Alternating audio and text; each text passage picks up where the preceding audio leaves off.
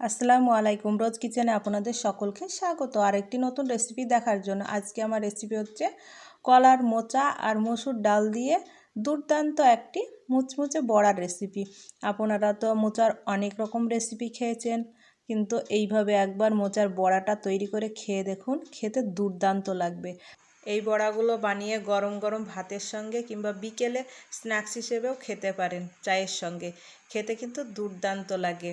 আশা করছি আমার এই সহজ মোচা রান্নার রেসিপিটি আপনাদের খুবই ভালো লাগবে। ভালো লাগলে অবশ্যই একটি লাইক করে দিবেন আর ভিডিওটি শেষ পর্যন্ত দেখতে থাকুন আমি কিভাবে এই বড়াটি বানিয়ে নিই। আমি এখানটায় একটি মোচা নিয়েছি, মোচাটিকে ছাড়িয়ে নিয়ে ধুয়ে পরিষ্কার করে নিয়েছি, দিয়ে হলুদ দিয়ে আমি সিদ্ধ করে নিয়েছি। আর ঠিক এরকম করে সিদ্ধ করে নিতে হবে।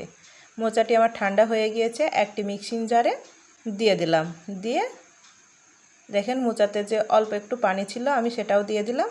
আপনাদের যদি না থাকে তাহলে আপনারা একটু পানি দিয়ে বেটে নেবেন। আর ঠিক এরকম করে বেটে নিতে হবে। আশা করছি আপনারা দেখেই বুঝতে পারছেন। 5 থেকে 6টি কাঁচা লঙ্কা দিয়ে দিলাম আর এক টুকরো আদা দিয়ে দিলাম। আপনারা এখানটায় ঝালটা কম বেশি করে নিতে পারেন। আর 1 কাপ মসুর ডাল আমি ভিজিয়ে রেখেছিলাম, আধা ঘন্টা আগে আমি মসুর ডালটাকে দেখেন দিয়ে দিলাম। দিয়ে আবারও ভালো করে বেটে নিব। অল্প একটু পানি দিয়ে দিবেন, তাহলে বাটাটা খুব সুন্দর হবে।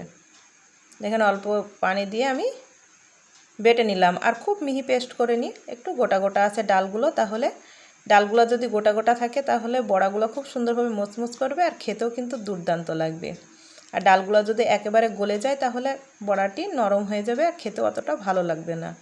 এখানে স্বাদ মতো লবণ দিয়ে দিলাম আর হাফ চা চামচ হলুদ দিয়ে দিলাম, হাফ চা চামচ জিরা গুঁড়ো, হাফ চা চামচ ধনিয়া গুঁড়ো আর একটি বড় সাইজের পেঁয়াজ কুচি করে দিয়ে দিলাম। আপনারা যদি নিরামিষ খেতে চান তাহলে পেঁয়াজটা স্কিপ করবেন। অল্প একটু গরম মশলা কিংবা চাট মশলা দিয়ে দিবেন। আমার এটা স্কিপ হয়ে গিয়েছে। দিয়ে ভালো করে মেখে নিব। আপনারা এই বড়াগুলো একবার হলেও বাড়িতে বানিয়ে খেয়ে দেখুন, আপনার মুখের স্বাদটাই পাল্টিয়ে যাবে আর বাড়ির সকলে খুবই পছন্দ করবে দেখবেন। দেখেন এইভাবে গোল করে নিয়ে আমি চ্যাপ্টা করে নিব। আর আপনারা যে পরিমাণে করবেন সেই পরিমাণ অনুযায়ী সব মশলাপাতি দিয়ে দিবেন। যে চুলাতে আগে থেকে কড়া বসিয়ে দিয়েছিলাম আর তেলও দিয়েছিলাম, তেলটা গরম হয়ে গিয়েছে। এক এক করে বড়াগুলো দেখেন দিয়ে দিচ্ছি।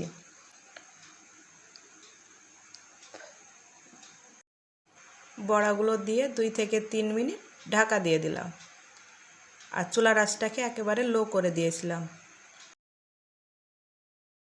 ঢাকাটা সরিয়ে আবারও উল্টিয়ে নিচ্ছি। উল্টিয়ে নিয়ে আবারও 2 থেকে 3 মিনিট ঢাকা দিয়ে দিলাম। দেখেন ঢাকাটা সরিয়ে আবারও বড়াগুলোকে উল্টিয়ে দিচ্ছি। এইভাবে উল্টিয়ে পাল্টিয়ে ভেজে তুলে নিব। আশা করছি আমার সহজ এই বড়ার রেসিপিটি আপনাদের খুবই ভালো লেগেছে। আর ভালো লাগলে অবশ্যই একটি লাইক করে দিবেন এবং আমার চ্যানেলে নতুন বন্ধু হয়ে থাকলে চ্যানেলটিকে সাবস্ক্রাইব করে দিবেন। পাশে থাকা বেল আইকনটা অন করে রাখবেন। যখনই নতুন ভিডিও দেবো সবার আগে আপনাদের কাছে নোটিফিকেশন পৌঁছে যাবে। আর বড়াগুলো কেমন হয়েছে অবশ্যই কমেন্ট করে জানাবেন। আর বাড়িতে তৈরি করতে ভুলবেন না, একবার হলেও বানিয়ে খেয়ে দেখবেন, খেতে দুর্দান্ত লাগবে। দেখেন আমি সব বড়াগুলোকে ভেজেই তুলে নিয়েছি। আপনারা এটা গরম গরম ভাতের সঙ্গে পরিবেশন করবেন, নাহলে বিকেলে চায়ের সঙ্গে এই বড়াগুলো খেয়ে দেখবেন, দেখবেন সকলেই খুবই পছন্দ করবে। দেখেন একটি ভেঙে দেখাচ্ছি, ভিতরটা কত সুন্দর হয়েছে। উপরটা হবে মুচমুচ করবে আর ভিতরটা নরম থাকবে, খেতেও কিন্তু দুর্দান্ত লাগবে। আজ এই পর্যন্ত, আবারও কোনো নতুন রেসিপি নিয়ে আসবো। ভালো থাকবেন, সুস্থ থাকবেন। আমার রেসিপিগুলো কেমন হয়েছে অবশ্যই কমেন্ট করে জানাবেন। আর ভিডিওটি শেষ পর্যন্ত দেখার জন্য অসংখ্য ধন্যবাদ।